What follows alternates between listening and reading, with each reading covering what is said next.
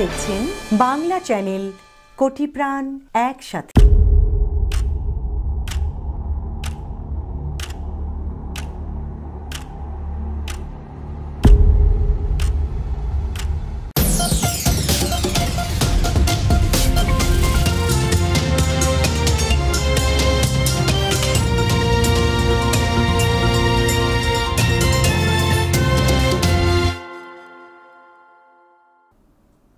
প্রিয় দর্শক, আমন্ত্রণ জানাচ্ছি আজকের বাংলা চ্যানেল বাংলাদেশ সংবাদে। আপনাদের সঙ্গে আছি আমি শহীদুল ইসলাম সোহাগ। শুরুতেই জানিয়ে দেব শিরোনাম। হেফাজতের হরতালে রণক্ষেত্র, ব্রাহ্মণবাড়িয়া সহ কয়েকটি জেলা। নিহত কমপক্ষে আরও ৩ জন। জঙ্গিরাও হরতালে যোগ দিয়েছে বলে মন্তব্য স্বরাষ্ট্রমন্ত্রী। ঢাকা থেকে কক্সবাজার পর্যন্ত যাবে বুলেট ট্রেন। চট্টগ্রাম যেতে সময় লাগবে ৫৫ মিনিট। কক্সবাজারের সম্ভাব্য ভাড়া ৩,০০০ টাকা। এবং ভেস্তে গেছে রাজধানীর জনপ্রিয় বৃত্তাকার নৌপথ ওয়াটার বাস প্রকল্প। সরকারের গচ্ছা প্রায় ৯.৫ কোটি টাকা। শুনছিলেন শিরোনাম, এবারে বিস্তারিত। হেফাজতে ইসলামীর ডাকা হরতালে থানায় হামলা, বিক্ষিপ্ত সংঘর্ষ, ভাঙচুর ও অগ্নিসংযোগে রণক্ষেত্রে পরিণত হয় দেশের বিভিন্ন জেলা। হরতাল সমর্থনকারীরা ব্রাহ্মণবাড়িয়ার থানায় হামলা চালালে গুলিবিদ্ধ হয়ে ২ জন সহ সেখানে কমপক্ষে ৩ জন নিহত হয়েছে। স্বরাষ্ট্রমন্ত্রী আসাদুজ্জামান খান কামাল সহিংসতাকারীদের কঠোর হাতে দমনের ঘোষণা দিয়েছেন। আরও দেখুন রিপোর্টে। হেফাজতে ইসলামের ডাকা হরতালকে কেন্দ্র করে রণক্ষেত্রে পরিণত হয় ব্রাহ্মণবাড়িয়া।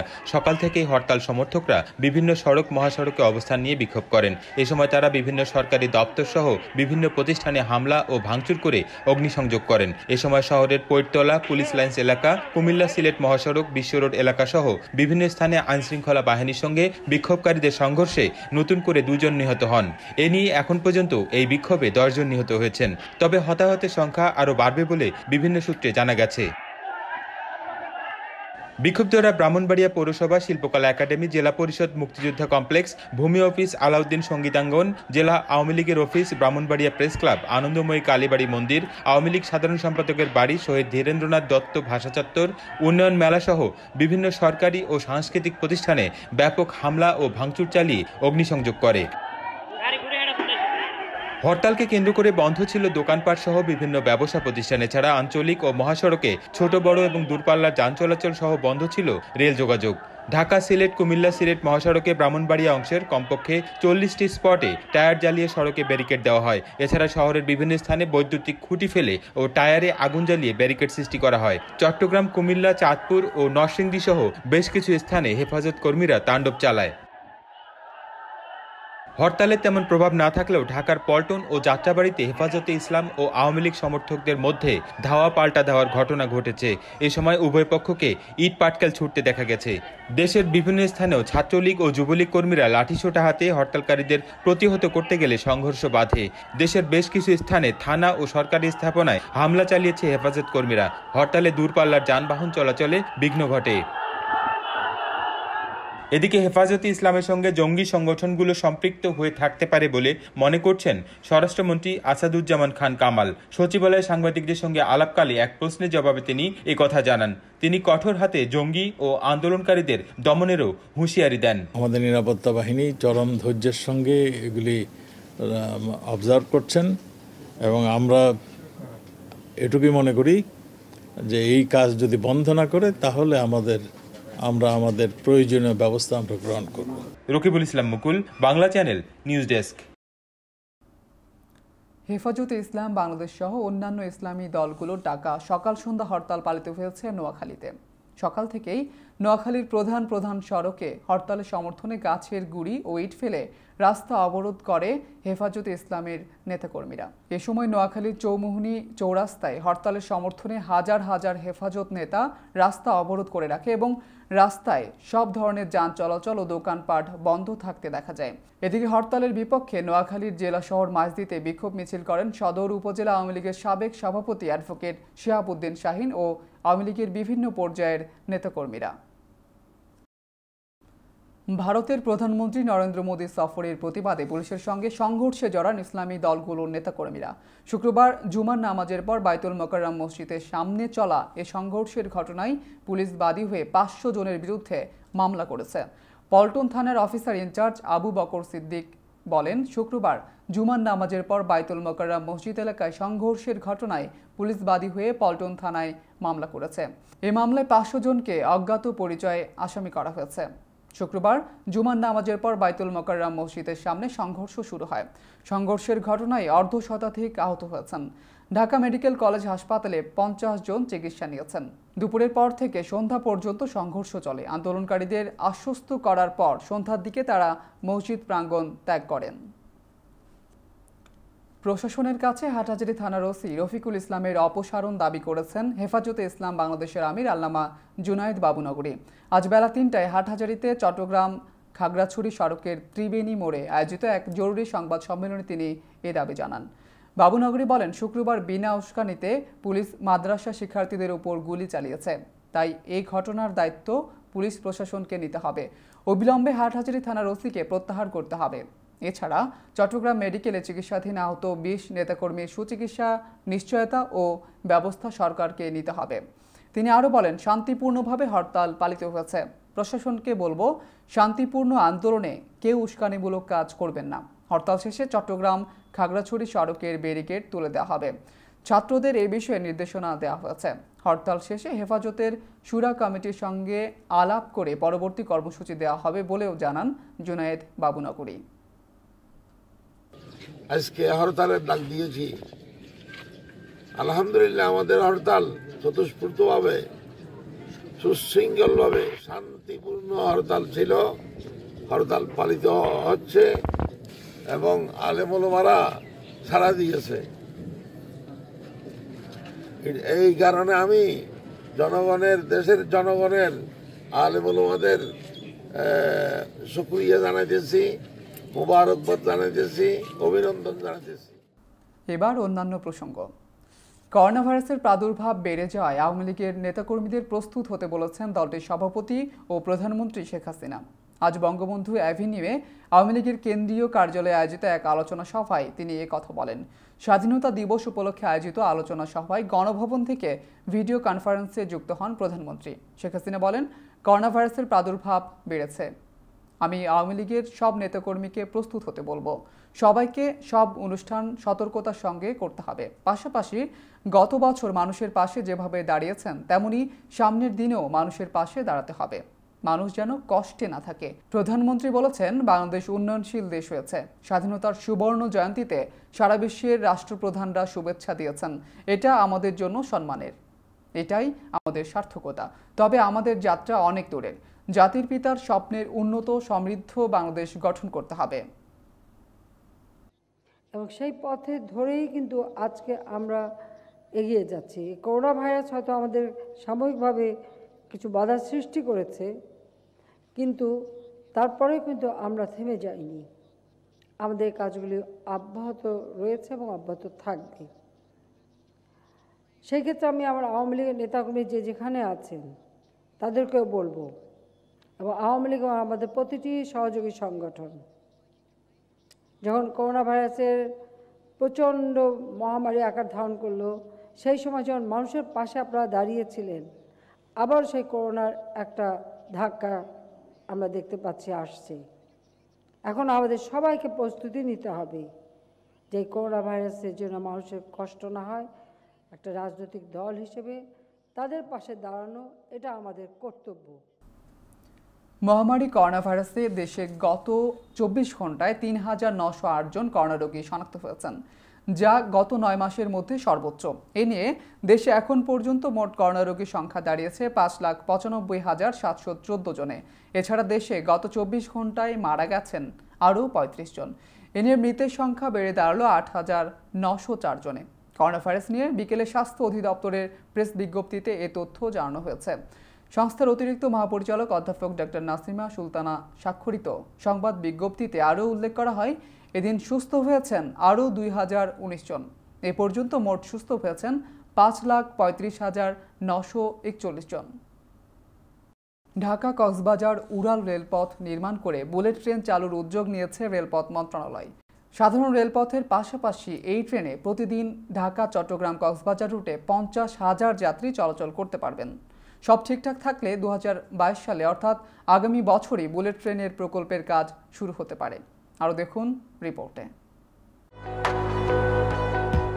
ঢাকা কক্সবাজার রেলপথ নির্মাণ করে বুলেট ট্রেন চালুর উদ্যোগ নিয়েছে রেলপথ মন্ত্রণালয়। শুরুতে ঢাকা থেকে চট্টগ্রাম রুটে 227 কিলোমিটার উড়াল রেলপথ নির্মাণের পরিকল্পনা হয়। পরবর্তী সময়ে এর দৈর্ঘ্য কক্সবাজার পর্যন্ত বাড়ানো হয়, ফলে এই রেলপথের দৈর্ঘ্য 300 কিলোমিটার দাঁড়ায়। প্রতিদিন এই রেলপথে 50,000 যাত্রী পরিবহন করা সম্ভব হবে বলে মনে করছেন প্রকল্প সংশ্লিষ্টরা। তারা জানান, বুলেট ট্রেনে যাতায়াতে যাত্রীদের কিলোমিটার প্রতি 10 টাকা ভাড়া নেওয়ার প্রস্তাব করা হয়েছে। সেই হিসাবে ঢাকা থেকে কক্সবাজার যেতে লাগবে প্রায় 3,000 টাকা। ঢাকা থেকে কক্সবাজারে প্রতিদিন 50,000 যাত্রী পরিবহন করা সম্ভব হবে। বুলেট ট্রেনের গতি হবে ঘন্টায় 300 কিলোমিটার। চট্টগ্রামে যেতে সময় লাগবে 55 মিনিট। বাংলাদেশ রেলওয়ে সূত্রে জানা গেছে, এই রেলপথে থাকবে স্বয়ংক্রিয় সিগন্যালিং ব্যবস্থা। এই প্রকল্পে প্রাথমিকভাবে প্রায় 96,000 কোটি টাকা ব্যয় ধরা হয়েছে। কক্সবাজার পর্যন্ত রেলপথ নির্মাণ হলে ব্যয় আরও বেড়ে যাবে। প্রস্তাবিত এই রেলপথ নির্মাণে বিনিয়োগের আগ্রহ প্রকাশ করেছে চায়না রেলওয়ে কনস্ট্রাকশন কর্পোরেশন এবং China civil engineering construction corporation. উভয় প্রতিষ্ঠান রেলপথ নির্মাণের পর 5 বছর পরিচালনা করতে চায়। অর্থনৈতিক সম্পর্ক বিভাগে এই প্রস্তাব পাঠাচ্ছে বাংলাদেশ রেলওয়ে। চীনা প্রতিষ্ঠান সিরোসিসি এবং সিসিইসিসি তাদের প্রস্তাবে বলেছে, যৌথভাবে তারা কোম্পানি গঠন করবে। উভয় প্রতিষ্ঠান বিনিয়োগ করবে রেলপথ নির্মাণের জন্য। এই বিনিয়োগ ঋণ হিসেবে পরিশোধ করতে হবে বাংলাদেশকে। ঋণ পরিশোধের মেয়াদ হবে 20 বছর। ঢাকা থেকে চট্টগ্রাম পর্যন্ত প্রস্তাবিত রেলপথ নির্মাণ প্রকল্পের নাম প্রস্তাব করা হয় development of Dhaka Chittagong via Comilla Laksam high speed railway. অন্যদিকে সব ঠিক থাকলে 2022 সালের জুনে ঢাকা থেকে সাধারণ ট্রেনেও সরাসরি পর্যটন শহর কক্সবাজারে যাওয়া যাবে। প্রকল্প সংশ্লিষ্টরা আশা করছেন, নির্ধারিত সময়ের মধ্যেই 2000 কক্সবাজার রেললাইন স্থাপন কাজ শেষ করা যাবে। সরকারের ফাস্ট ট্র্যাক প্রকল্পের অন্যতম 2000 কক্সবাজার 102 কিলোমিটার রেলপথ নির্মাণ কাজ এখন দৃশ্যমান। Abuzar Al Gifari, Bangla channel, news desk. নৌবাহিনীর কর্মকর্তা লেফটেন্যান্ট ওয়াসিমকে মারধর ও হত্যা চেষ্টার ঘটনায় করা মামলায় সংসদ সদস্য হাজী সেলিমের ছেলে ইরফান সেলিমকে হাইকোর্টের দেয়া জামিন 4 সপ্তাহের জন্য স্থগিত করেছে আপিল বিভাগের চেম্বার আদালত। হাইকোর্টের আদেশের বিরুদ্ধে রাষ্ট্রপক্ষের করা আবেদনের শুনানি নিয়ে রোববার বিচারপতি ওবায়দুল হাসানের চেম্বার জজ আদালত এ আদেশ দেন। আদালতে রাষ্ট্রপক্ষে শুনানি করেন অতিরিক্ত অ্যাটর্নি জেনারেল শেখ মোহাম্মদ মোরশেদ। ইরফান সেলিমের পক্ষে ছিলেন অ্যাডভোকেট সাইদ আহমেদ রাজা। এর আগে নৌবাহিনীর কর্মকর্তা লেফটেন্যান্ট ওয়াসিমকে মারধর ও হত্যা চেষ্টার ঘটনায় করা মামলায় সংসদ সদস্য হাজী সেলিমের ছেলে ইরফান সেলিমকে গত 18 মার্চ জামিন দেন হাইকোর্ট। তার জামিন বিষয়ে জারি করা রুল যথাযথ ঘোষণা করে রাষ্ট্রপতি জাহাঙ্গীর হোসেন সেলিম ও বিচারপতি মোহাম্মদ বদরুজ্জামানের সমন্বয়ে গঠিত হাইকোর্ট বেঞ্চ এই রায় দেন। নিচ্ছি ছোট্ট একটি বিরতি, ফিরে এসে থাকছে। ভেস্তে গেছে রাজধানীর জনপ্রিয় বৃত্তাকার নৌপথ ওয়াটার বাস প্রকল্প। সরকারের গচ্ছা প্রায় 9.5 কোটি টাকা।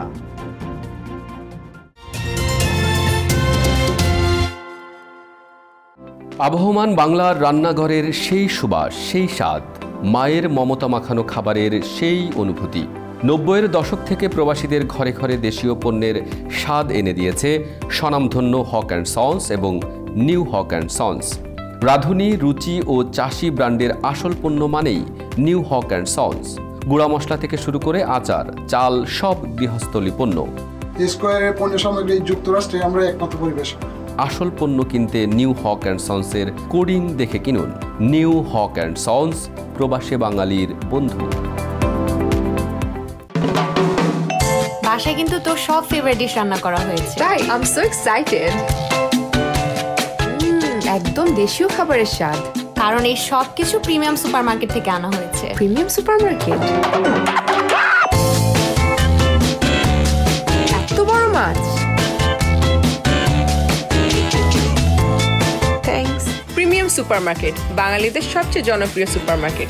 বেস্ট কোয়ালিটি এবং হালাল ফুড সাশ্রয়ী মূল্যে পাওয়া যায়। Free parking available. Mega homes realty, স্বপ্ন আপনার, দায়িত্ব আমাদের। পছন্দের বাড়িটির জন্য আসুন আমাদের কাছে। Mega homes realty, buy, sell, rent, invest ও শর্ট সেল। আমরা ফোরক্লোজ থেকে আপনার বাড়ি রক্ষা করতে সহায়তা করি। Mega homes realty, commercial and residential real estate firm. আমাদের সাথে যোগাযোগের ঠিকানা Moinul Islam, 3211 35th Avenue, Astoria, New York 11106। Telephone 9175354131। Email moinul4@gmail.com।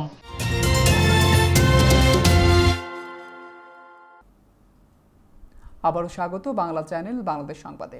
থানায় বিদ্যুতায়িত হয়ে মারা গেলেন আটঘরিয়া থানার এসআই দুলাল হোসেন। শনিবার রাত 11টার দিকে থানা এলাকার মধ্যে এই দুর্ঘটনা ঘটে।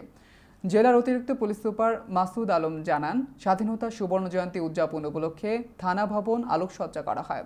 সেই সাথে থানা চত্বরে স্যালুটিং ডায়াসে জাতীয় পতাকা উত্তোলনের স্টিলের পাইপের সাথে জড়িয়েও আলোকসজ্জা করা হয়েছিল। কোনোভাবে তার লিকেজ হয়ে স্টিলের সেই পাইপ বিদ্যুতায়িত হয়েছিল। এসআই দুলাল রাতে মোবাইল ফোনে কথা বলতে বলতে নিজের অজান্তে সেই পাইপটি হাত দিয়ে ধরার সাথে সাথে বিদ্যুৎপৃষ্ট হন। পরে তাকে দ্রুত উদ্ধার করে উপজেলা স্বাস্থ্য কমপ্লেক্সে নিয়ে গেলে কর্তব্যরত চিকিৎসক মৃত ঘোষণা করেন। রাজধানীর বৃত্তাকার নৌপথের জন্য কেনা 12টি ওয়াটার বাস 7 বছরের বেশি সময় ধরে চলাচল করছে না। এর মধ্যে 6টি অকেজো, 4টি বুড়িগঙ্গায় অন্যদের কাছে ভাড়া দেওয়া হয়েছে, আর বাকি 2টি চট্টগ্রামের সমুদ্র উপকূলে পাঠানো হয়েছে। পরিচালনার দক্ষতা ও পরিকল্পনার অভাবে শুরুতেই ফেঁসতে গেছে জনপ্রিয় একটি প্রকল্প। আরও দেখুন রিপোর্টে। ঢাকার যানজট এড়িয়ে বৃত্তাকার নৌপথে যাত্রীদের কাছে বেশ জনপ্রিয় ছিল ওয়াটার বাস। এতে সময় যেমন কম লাগত, খরচও ছিল কম। ঢাকার মাফিয়া পরিবহন মালিকদের ষড়যন্ত্র ও প্রকল্প সংশ্লিষ্টদের উদাসীনতায় এই খাতে সরকারের গচ্চা গেছে কমপক্ষে 9,21,00,000 টাকা। ঢাকা শহরের যানজটের চাপ কমিয়ে চারপাশের নদ নদীগুলোয় প্রাণ ফেরানোর লক্ষ্যে এ প্রকল্পটি নেওয়া হলেও সেটি কার্যকর ছিল মাত্র 1 বছর। কর্তৃপক্ষের ব্যর্থতার জন্যই মূলত এমন পরিস্থিতির সৃষ্টি হয়েছে বলে মনে করছেন বিশেষজ্ঞরা। কারণ এই প্রকল্পটি হাতে নেওয়ার আগে ছিল না কোনো সামগ্রিক পরিকল্পনা, ফলে এটি এখন সরকারের মন্দ বিনিয়োগে পরিণত হয়েছে। একজন মানুষের হাতে সময় আছে 1 ঘন্টা, এখানে এসে দেখে যে 2 ঘন্টা পরে ওয়াটার বাস যাবে। আসার টাইম টেবিল ঠিক নেই, যে টাইম টেবিল ঠিক থাকলে যাত্রী হইতো। ভালো চিন্তা থেকে সরকার ওয়াটার বাস চালু করেছিল, কিন্তু নদীর পানি দূষণ, ল্যান্ডিং স্টেশন, ওয়ার্কওয়ে বনায়ন, নদীর পাড়ের সৌন্দর্য বর্ধন ও নৌঘাট থেকে শহরে চলাচলের যানবাহনের ব্যবস্থা না করায় এ উদ্যোগ ভেস্তে গেছে। মানুষ জানে ওয়াটার বাস বলে একটা কিছু স্বীকার করে, কিন্তু আমরা শিডিউলটাকে অনেক সময় ঠিক রাখতে পারি না। এটাও ঠিক, বর্ষার মৌসুমে যেরকম আমরা পারি প্যাসেঞ্জার পাই, ঠিক এই শুষ্ক মৌসুমে আমরা পারি না, কারণ পানিটা নষ্ট হয়ে গেছে। রাজধানীর চারপাশে 4টি নদী রয়েছে, সেগুলো হলো বুড়িগঙ্গা, তুরাগ, বালু ও শীতলক্ষা। এসব নদ নদীর বৃত্তাকার দৈর্ঘ্য 290 কিলোমিটার। রাজধানীর সড়কের উপর গাড়ি ও মানুষের চাপ কমাতে 2002 সাল থেকে নদীপথ ব্যবহারের উদ্যোগ গ্রহণ করে সরকার। দফায় দফায় নদীর পাড় দখলমুক্ত, ওয়ার্কওয়ে নির্মাণ ও সবুজ বেষ্টনী তৈরির উদ্যোগ গ্রহণ করে কিছু কার্যক্রম পরিচালনা করা হয়, কিন্তু নানা বাধার কারণে সেসব উদ্যোগ আলোর মুখ দেখেনি। প্রধানমন্ত্রী শেখ হাসিনার নেতৃত্বাধীন সরকার 2009 সালের পর নানা পদক্ষেপ গ্রহণ করেছে। এরই অংশ হিসেবে বৃত্তাকার নৌপথ সচল করতে 12টি ওয়াটার বাস কেনে বিআইডব্লিউটিসি। প্রথম দফায় 35 আসন বিশিষ্ট 2টি ওয়াটার বাস কেনে 1,10,00,000 টাকায়। দ্বিতীয় দফায় 83 আসন বিশিষ্ট 4টি ওয়াটার বাস কেনে 3 কোটি টাকায় এবং সর্বশেষ 46 আসন বিশিষ্ট 6টি ওয়াটার বাস ক্রয় করে 5 কোটি টাকায়। 2013 সালে সবগুলো বাস চলাচল শুরু করে বৃত্তাকার নৌপথে, কিন্তু 1 বছর না যেতেই সেগুলোর চলাচল বন্ধ হয়ে যায়। ওয়াটার বাস চালুর আগে বৃত্তাকার নৌপথে নতুন করে 10টি ল্যান্ডিং স্টেশন নির্মাণ করার কথা ছিল। একই সঙ্গে এসব ল্যান্ডিং স্টেশনের সঙ্গে শহরের যোগাযোগের জন্য যানবাহনের আয়োজন করে ওয়াটার বাস চালু করার দরকার ছিল। এসব না করেই তড়িঘড়ি করে কোটি টাকার ওয়াটার বাস কিনে পানিতে নামায় সরকারি সংস্থা। ফলে ঘোড়ার আগে গাড়ি জুড়ে দেয় মুখ থুবড়ে পড়ে সম্ভাবনাময় প্রকল্পটি। তমা Chowdhury, Bangla channel, news desk. এবার আন্তর্জাতিক সংবাদ।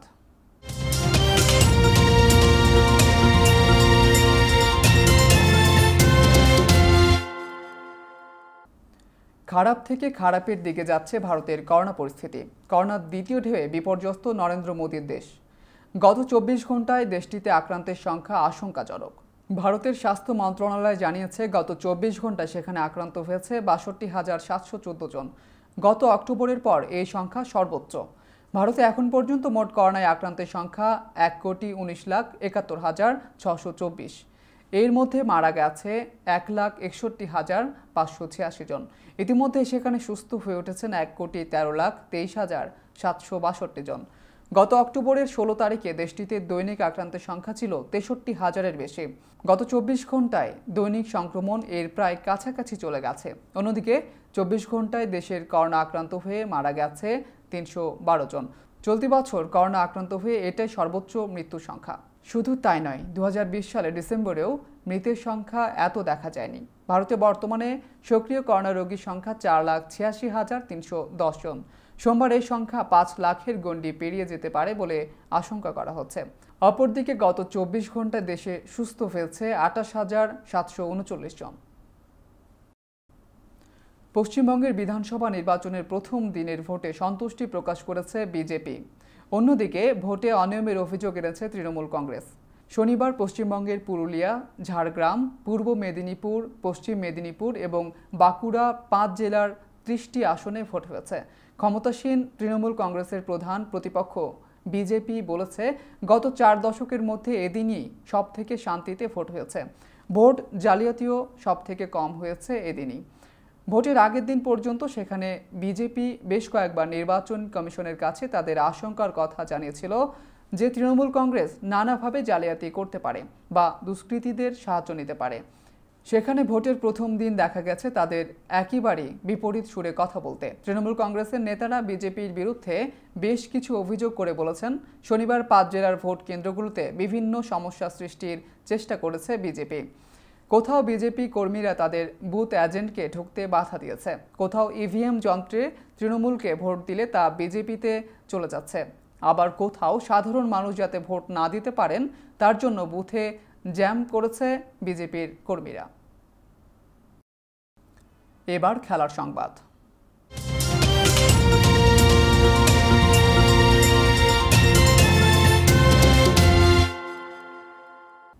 নিউজিল্যান্ড সফরে আরেকটি বড় হারের তেতো স্বাদ পেল বাংলাদেশ। এক পেশে প্রথম টি-20তে ৬৬ রানের জয়ে সিরিজে এগিয়ে গেল নিউজিল্যান্ড। নিয়মিত অধিনায়ক কেন উইলিয়ামসন ছাড়াও ৬-৭ জন প্রথম সারির ক্রিকেটারকে ছাড়া খেললেও জিততে কোনো বেগ পেতে হয়নি নিউজিল্যান্ডকে। হ্যামিল্টনে রোববার কিউইদের ২১০ রান তাড়ায় বাংলাদেশে কোনো রকমে করতে পারে ১৪৪ রান। নিউজিল্যান্ডের বিপক্ষে এর চেয়ে বড় আরেকটি হার আছে বাংলাদেশের। ২০১৬ টি-20 বিশ্বকাপ কলকাতায় ৭৫ রানে। চোটের কারণে বাংলাদেশ পায়নি অভিজ্ঞ ব্যাটসম্যান মুশফিকুর রহিমকে। তবে ব্যাটসম্যানদের আগে বোলারদের বাজে পারফরমেন্সই পিছিয়ে দেয় দলকে। বড় রান তাড়ায় পাওয়ার প্লেতেই দিক হারিয়ে ফেলে বাংলাদেশ। পাওয়ার প্লেতে ৪৪ রানে ৪ উইকেট হারানো বাংলাদেশ আর ম্যাচে ফিরতে পারেনি। এই ছিল বাংলা চ্যানেল বাংলাদেশ সংবাদে। শেষ করার আগে শিরোনামগুলো জানিয়ে দিচ্ছি আরও একবার। হেফাজতের হরতালে রণক্ষেত্র, ব্রাহ্মণবাড়িয়া সহ কয়েকটি জেলা। নিহত কমপক্ষে আরও ৩ জন। জঙ্গিরাও হরতালে যোগ দিয়েছে বলে মন্তব্য স্বরাষ্ট্রমন্ত্রী। ঢাকা থেকে কক্সবাজার পর্যন্ত যাবে বুলেট ট্রেন। চট্টগ্রাম যেতে সময় লাগবে ৫৫ মিনিট। কক্সবাজারের সম্ভাব্য ভাড়া ৩,০০০ টাকা। এবং ভেস্তে গেছে রাজধানীর জনপ্রিয় বৃত্তাকার নৌপথ ওয়াটার বাস প্রকল্প। সরকারের গচ্ছা প্রায় ৯.৫ কোটি টাকা। দর্শক, প্রতিদিন বাংলা চ্যানেল বাংলাদেশ সংবাদ দেখুন বাংলাদেশ সময় রাত ১১টা ও নিউ ইয়র্ক সময় বেলা ১টায়। এছাড়া বাংলা চ্যানেল রাতের সংবাদ দেখুন নিউ ইয়র্ক সময় রাত ৯টায় এবং বাংলাদেশ সময় সকাল 7টায়। নিয়মিত বাংলা চ্যানেল দেখতে চোখ রাখুন ফেসবুক, ইনস্টাগ্রাম, টুইটার ও ইউটিউব চ্যানেলেও, অথবা লগ অন করুন বাংলা চ্যানেলের অফিসিয়াল ওয়েবসাইট www.banglaChannel24.com এ। দর্শক, করোনা ভাইরাস মহামারীতে গুরুতর অসুস্থতা ও হাসপাতালে ভর্তির ঝুঁকি কমায় ভ্যাকসিন। সরকার নির্ধারিত পয়েন্টে ভ্যাকসিন নিন। নিজে সুরক্ষিত থাকুন। মহামারীর বিস্তার কমাতে আপনার দায়িত্ব পালন করুন। ভ্যাকসিন নেওয়ার পরও সাবান দিয়ে হাত ধোয়া ও মাস্ক পরার অভ্যেস চালু রাখুন।